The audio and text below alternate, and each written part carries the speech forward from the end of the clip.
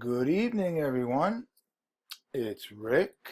It is August 4th, 2018. If you need to reach me, my email is rick, R-I-C-K, 0327 at me.com. Please pay attention, guys. Again, I only do child support, okay? Um, and I don't do phone consultations, okay? I still get emails of people asking me for, like foreclosures, and, other law, but I just stick to child support. It's hard enough. Um, okay,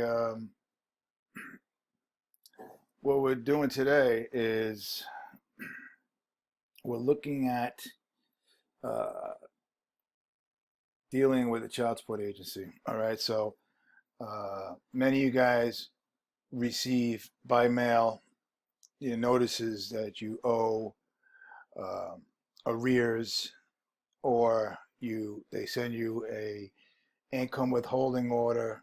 And what that is, in their sneaky way, it's a notice, and you're supposed to respond in a certain way. And here's another thing that's said: even if you respond in the right way, there's still going to be sneaks. You got to remember, a child support agency is a debt collector, and in the world of law, like the debt collection lawyers, although my opinion, you guys know my opinion about lawyers, okay? But in the world of lawyers, they're considered the bottom of the barrel as far as uh, ethics, and, following the law, you know, ethics, it's like, customs rules that they're supposed to follow. Okay, so they don't do that. They're probably very sneaky people. So now, if you take that, you take a debt collection lawyer, and then you you put him or her in a state uh, child support debt collection. Oh boy, what we got is something very dangerous. All right, I've had many emails from my subscribers dealing with a lot. I've written a lot of affidavits going back at these people because it would anger me, because it's my paperwork. Okay, so I have an interest. And a few months ago, I had a guy that had his arrears and child support vacated. I forgot his name, over in Kansas. Uh, it's my cat in the background. Sorry. And what they won't follow their own rules. They won't follow the law. We would send over interrogatories, and they're supposed to answer the interrogatories. And uh, in the federal manual of the for attorneys, the essentials for attorneys for child support, which is a guide for the attorneys, obviously working in child support for the child support agency, they encourage interrogatories as a tool to gather evidence.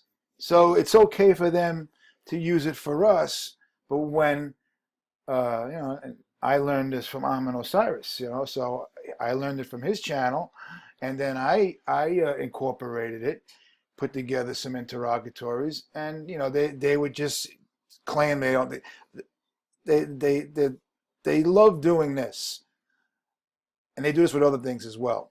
They're doing this with my writ of habeas corpus as well. We're not quite sure what you're trying to do. So they feign ignorance, like they don't understand what our words in black and white mean. So when they do that, they're they're covering themselves that they're not intentionally disobeying an interrogatory, or or anything that we're requesting. So they feign ignorance. Okay. So just giving you an idea of what we're dealing with. So anyway, you still got to go back at these people. So again, when you receive something in the mail that you owe arrears, you have to come back at them. Okay. So if you have an upcoming uh, court appearance for child support and you receive it in mail, it's a good idea to use what I'm about to show you uh, right away. Okay. A lot of my people have done this, and I've had people successful by doing stuff like this. They would show up to court, and the case would be dismissed. Or the other party wouldn't show up. Okay, so what you're doing is you're placing them in a position where they got to answer your questions. See, when you're alleged to owe a debt, you have the right to view the debts, the records of the debt, and I'm going to show you. Okay. All right. So we're going to be challenging child support debts. How are you notified? Usually you're notified by an income withholding order, a letter in the mail. Okay. When you receive the notice in the mail, you have to respond or they will hold you in default. Now, there are other people out there that'll, tell you to mail it back. Now, I'm not telling you that's wrong, okay? I'm just telling you by experience that you got to remember. I just gave you 5 minutes where I just told you that they don't follow the law, they don't follow the rules. So if you mail it back to them that this person doesn't live here or whatever, you're right on it. They may take that as or you were notified, and they're still going to hammer you. Next thing you know, 6 months from now, you get a notice and that you owe X amount of dollars. They went and had the hearing without you. So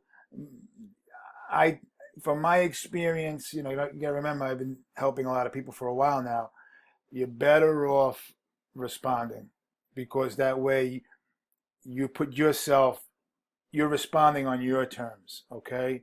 Not responding 6 months or a year from now, okay? It's much harder, okay? So that's just my opinion, okay? Again, I'm not saying the other channels are wrong. I'm just saying that, again, we're dealing with dishonest people, okay? And I just said that. Sadly, if you mail it back, they're still gonna, garnish your wages. They'll freeze your bank account, notify DMV, your passport. Okay. All right. You should do your own research. Send the response back. Remember, a debt is a contract. All right. I've said that many times, and it arises from an agreement. Okay. So if they're saying you owe a debt, right? Where is the agreement? Okay. The child support agency will claim they do not have an agreement, or there is no. Here's good old. Sorry about that, boys and girls. That there is no agreement. It's gonna take forever. All right. Doesn't matter. Okay. They're supposed to have an agreement, and ultimately we're going to want to take this to court, okay? Because they're not going to fix. Child support agencies are not going to say, "Oh, you got us." All right, you're right. You're going to have to ultimately take them to court, or just a threat of court. Okay, I've had people, all right, file a writ of mandamus against these people, and next thing you know, their phone was ringing, and they want to work something out. Okay, because they know they don't have anything. All right. All right. So we're going to want to see a debt agreement. All right. So here's some definitions.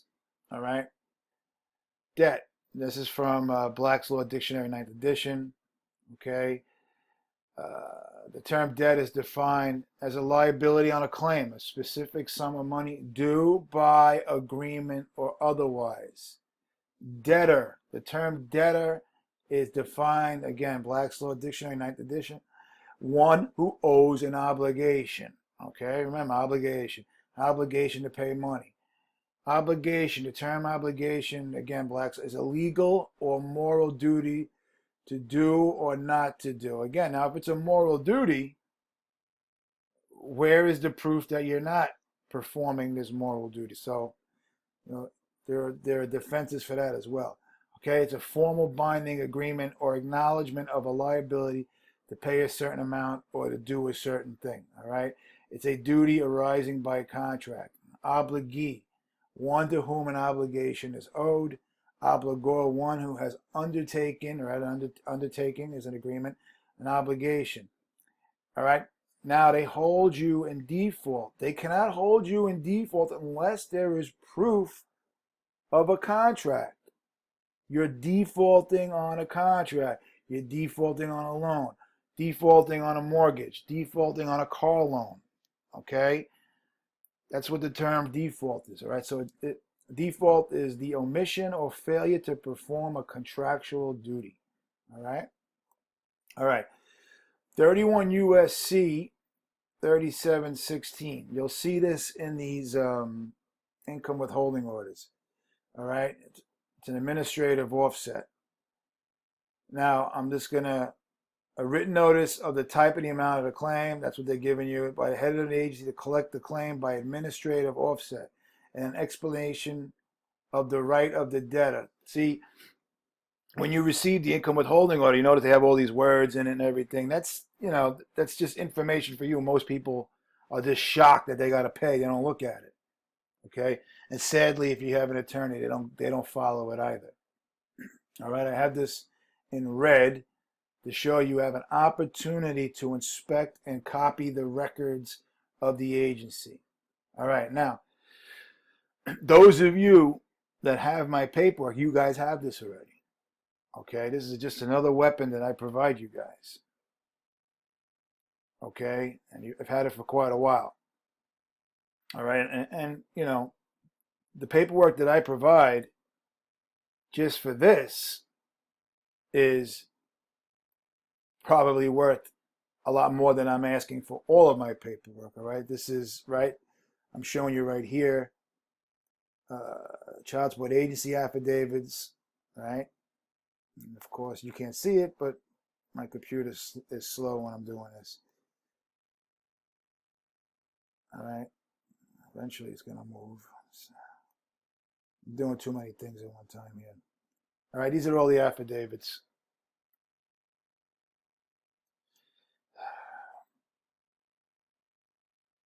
Sorry, guys. This is absolutely insane when this happens. Federal offset. I'm gonna move on, guys. I apologize. This is, there we go. This is crazy. All right, these are all the affidavits I provide you guys. Again, I there's nothing I can do about this. This happens all the time. I guess because of the app that I'm using to record is working with the computer, and it slows everything down. All right. All right. Moving on slowly. All right. All right, and in red here, you have a minimum of 30 days written notice informing such individual the nature. They have 30 days, all right, to provide you with the nature and the amount of the indebtedness determined by the agency. Okay, you're going to read that. You have an opportunity, again, you have an opportunity to inspect and copy government records relating to the debt. All right, you have an opportunity to enter. Now, let's say they show you and they're actually proving that you owe a debt. Then you have an opportunity to enter in some type of agreement for payment. They don't, they don't offer you that. Most of the time, they just tell you that's what you got to pay. Now, by the way, all of these things are supposed to be, all of these records of a debt are supposed to be presented in court, okay? 99% of the time they don't. They just go to the court, and then the fake judge or the judge, they just say you got to pay X amount of dollars, And that's why these child support agencies, they'll claim that they have a court order, but in order for them to have a court order, at one point in time, they were supposed to have presented proof of a debt to prove that you owe a debt. And I've talked about this in the past. All right, move on. This is really not that important here. All right, here we go. 45 CFR, Part 32. All right, let me see what we got here.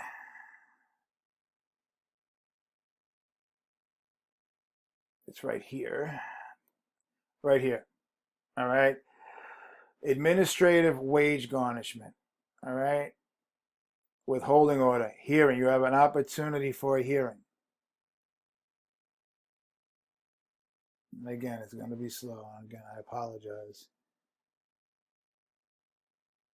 Hearing. Upon timely written request of the debtor. Now, last year, a bunch of you guys, I gave you guys the Secretary of Health and Human Services. We mailed out all this stuff, and it took them months to get back to us. And they just claimed that they didn't have jurisdiction. It was bullshit. We had them. Okay, they didn't expect us to put this together. And this, so what I do is I have you guys do it individually, like the each section you mail in an affidavit. So you'll send in one affidavit for a hearing.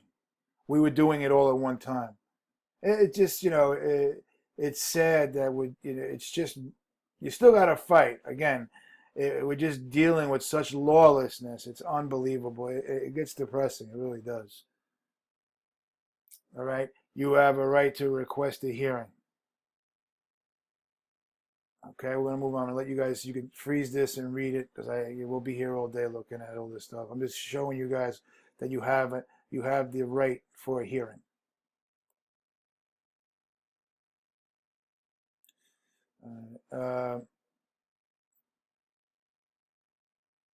Withholding order.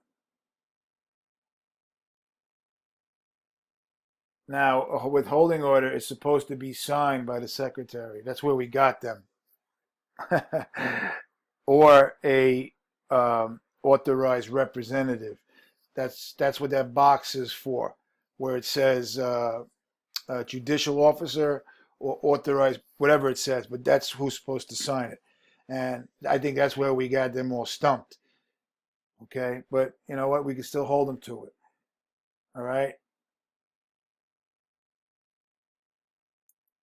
So, and right here it shows what U.S. code it's under. It's under 31 USC 3721. If you check on your income withholding order, it'll show that that USC, that U.S. code. Okay, financial hardship. Right, if you are disabled, right, here it is right here. A debtor whose wages are subject to a withholding order may at any time request a review by the department of the amount garnished based on materially changed circumstances such as disability, divorce, catastrophic illness. Okay, a financial hardship is also termination from a job that wasn't willful.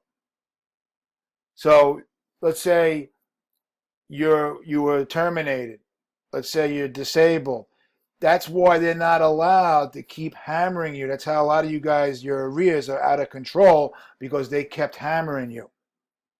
Well, you have you right here. It says 32.9, 45 CFR. Let's see what United States code it comes under. There, under 3721 again, right? U.S. code 31, 3721. Also, executive orders by the president. Okay?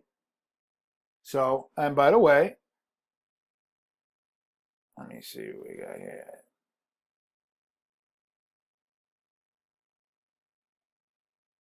I have the affidavit for that. Okay? So I have all this covered. All right? Everything that I'm showing you, I have covered. for you. Okay? So again, I provide you guys, remember I told you guys, I put you in a position to win. I provide you with the tools. It's really convenient. And again, I'm not allowed to tell you what what you send to me, what I usually accept. It's a score and a half. A score and a half. And remember, I have plenty of subscribers out there that have, that are doing their own research, and then they augment it.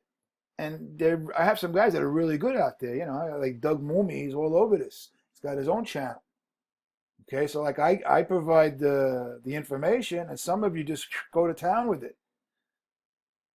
All right, where is it? Here I got termination, right? And I got a see 45 CFR 32 point. So if they cannot provide you with proof of a debt, you submit a termination of collection activity. And again, this is also, you can't see it. I got the spinning wheel showing, it's screwing me up. There's nothing I can do about it unless I get a new computer. All right. I'm waiting for it to close down. All right. You're allowed to have a hearing. 45 CFR 32.5. You must demand a hearing. Now I'm going to talk about that with other. From now on, any filings with the courts, I want you guys to demand an oral hearing. I didn't have you guys do that much. Actually, never, because I wasn't comfortable with some of you speaking in court with the paperwork, because obviously you guys didn't write it. All right, and I told you guys in the last video, Joe Ethics Instead, he's the one that pointed out that again, the paperwork is only as strong as the person using it. Okay, it's like a firearm. It's a firearm is only as deadly as the person using it, based on the training. Okay, if you watch these movies, I laugh at some of these movies when these guys are making these like outrageous shots. Anybody that's fired a weapon, you guys know it's not easy to do that. Or like when people expect somebody to shoot somebody in the leg, it's not that easy. All right, you have to be proficient with it. So, but when you guys present your writ of habeas corpuses, it's vital that you demand an oral presentation that day. See, a writ of habeas corpus is supposed to be heard the day you file it, and it's supposed to go to the front of the docket. Now, and I'll tell you why that's true. Many people, those of you that have done this already, you guys know this to be true because it's happened to you. When you file a writ of habeas corpus, what do they try and make you do? They try and make you do an order to show cause. And when you file an order to show cause, you see the judge that day.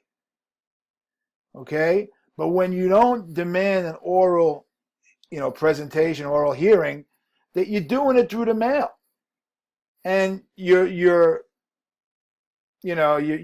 bound by the judge's trickery, where they read it and then they feign ignorance. They ignore the questions we ask in the paperwork.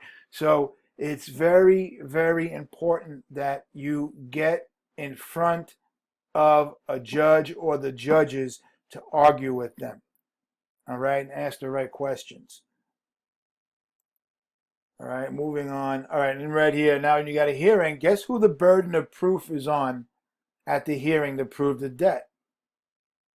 It's on the agency. That's why you want the hearing, okay?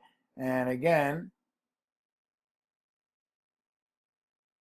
I have the paperwork, and I don't want to click on it because it'll freeze up, all right? But you have it, All right, those of you that have my paperwork, those of you that are thinking about getting my paperwork, you could just do this without going to court.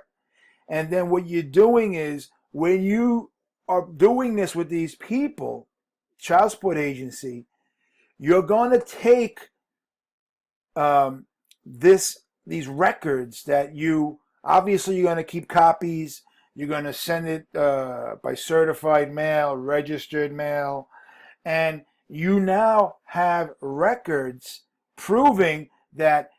And again, you're using this authority. You have the right. So you're going to say, under 45 CFR 32.5, I had the right for a hearing. I demanded it. It went unanswered. I had a right to inspect the records, okay, under 45 CFR 32.4, and it went unanswered, okay? We send in this. You have a right to a demand for the nature and cause, right? Look at all these questions, all right? And they're the ones that are using these contractual terms. They're the ones calling you a debtor. They're the ones calling you an obligor. So that means the burden of proof is on them. Again, they're claiming you owe this debt. So now you have to ask them the questions, all right? There is a channel out there, not the ones that, that are in our circle, but it's out there. I'm not going to say the name. I'm not. They got good information, so I'm not, But again, I'm not, I'm telling you that they claim that, you can end the case by it. That's in a perfect world, okay? All right, it's not that simple. It's not, because it's in a perfect setting. All right, these people aren't going to respond the way we want them to. Okay, so you're gonna, just trust me when I say this. It's not that simple. But if we do it this way, right, and you submit this demanding to see the proof, have them answer the question, then what you do is you take the response to this, and then we present it as evidence with a petition for a cease and desist. Okay, for a long time I was pushing the writ of mandamus, and the reason why I'm kind of backing, you can still do it. I'm not saying you cannot, but again, I'm always looking for an easier way, that there's not a bump in the road. All right, you're better off petitioning the court for a cease and desist. It's a fairly common petition in other facets of law, not just child support. Okay, so if you present this evidence that you demanded proof, records of the debt, and you did it in a timely fashion, and they didn't answer, it's going to be very difficult. And again, we're doing now, you're going to do the petition for the cease and desist. You're going to ask for a oral presentation. That way you're in front of a judge, and that way you can spar with the judge. Okay, I'll show you how you do it real fast. All right, now this is a writ of habeas corpus, right? What you do is, down here on the bottom, in brackets, you put oral presentation before court is required on date of this filing. Now, this is a writ of habeas corpus we're doing on the same day. Now, if you're going to do a petition for a cease and desist, what they do is they usually allow you 21 days from the date of filing to have a hearing, like a return date.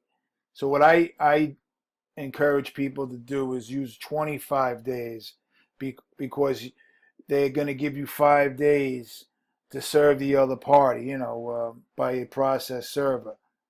All right, that way they have time to respond. Okay, so let's say you file it on September 1st. You're going to want a return date, let's say on 9 a.m. on September 25th. Okay, that way we're not doing it through the mail. We're doing it where you're going to actually be in front of a judge where you can orally present facts and evidence and ask questions of the judge. Okay, it's very important. Okay, so again, what we're doing is by doing these things with the Child Support Agency is we're putting them on the defensive. Where is the proof of the debt? Where are the records? You have to show it to me. Why? Because 45 CFR. All right, and then by the way, they're bound by federal rules because they're receiving federal money. Okay, just remember that if they try and pull that bullshit. All right, so I'm going to be ending the video. Let me see here. Hearings, right? I showed you guys the financial hardship. Why are you demanding to view the records? To prove they don't exist. To prove on paper they don't exist. To have evidence. Okay, and you need the paperwork. There I am. There's my email. And thank you. Okay, now I hope you see that you have tools to demand to see the debt. They're not going to expect you to do this. Okay, most people don't do this, but people that follow me and have my paperwork, they do this. Okay, a lot of people, when they get my paperwork, they send this stuff in. All right, and a lot of times they'll say, well, Rick, it goes unanswered.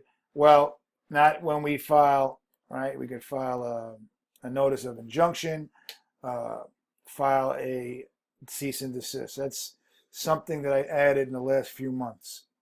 Okay. All right, so that's it, guys. I'm going to end the video. Enjoy the rest of your night. I'm going to try and make a video in another day or two discussing. All right, this writ of habeas corpus versus appeal. Okay, which one should you do? Well, you know my opinion. My opinion is you're going to file a writ of habeas corpus. Okay, an appeal is a statutory procedure. And by the way, the Supreme Court says you don't. An appeal is not a right. That means it's a writ of habeas corpus is a constitutional right. An appeal isn't. So they can always say no to an appeal. Also, with an appeal, you're not allowed to present evidence, any new evidence. So if you didn't present it while the hearings are going on, well, you're shit out of luck. You're not allowed to say, oh, by the way, I have this evidence. Well, trust me, they're not going to let you introduce it. Okay? All right, so that's a video for another day. All right? All right, guys, have a good night.